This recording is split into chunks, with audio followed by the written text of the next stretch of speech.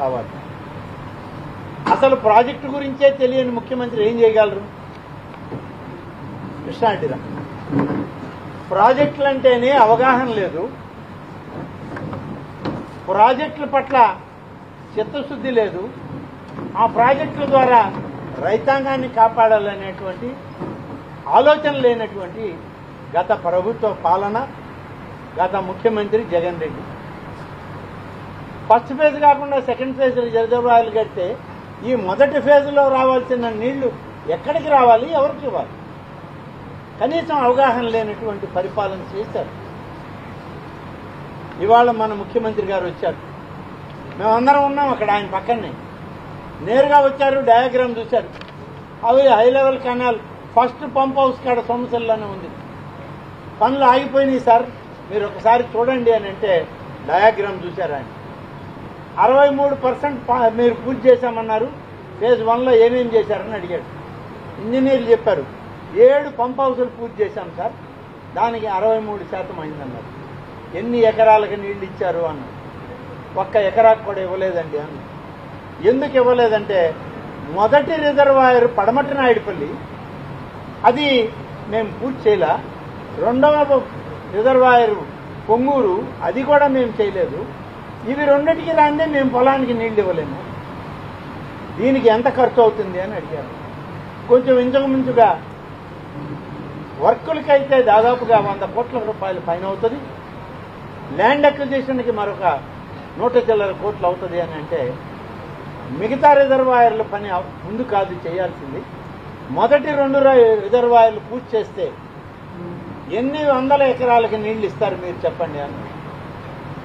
ఈ 2 రిజర్వాయర్లు పడమటి నాయుడుపల్లి, పొంగూరు 2 రిజర్వాయర్లు పూర్తయితే మొదటి విడతలో 20,000 ఎకరాల మెట్ట ప్రాంతానికి మర్రిపాడు మండలంలో నీళ్లు ఇవ్వగలము. ఈ 2 రిజర్వాయర్ల కింద దాదాపు 15,000 మందికి దాహార్తి తీర్చడానికి నీళ్లు ఇవ్వగలం సార్ అని చెప్పి చెప్తే మొట్టమొదటిగా టేకప్ చేయండి, ఇమీడియట్ గా ఎంత డబ్బు కావాలో ప్రపోజల్ ఇవ్వండి, మంజూరు చేస్తున్నాను, ఇక్కడే 2 రిజర్వాయర్ పని మొదలు కావాలి.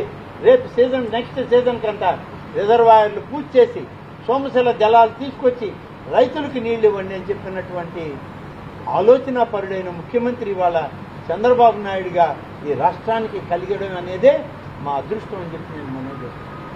మరి గత ముందు ముఖ్యమంత్రి ఏమయ్యాడు, ఎందుకు చెప్పలేకపోయాడు ఆ మాట?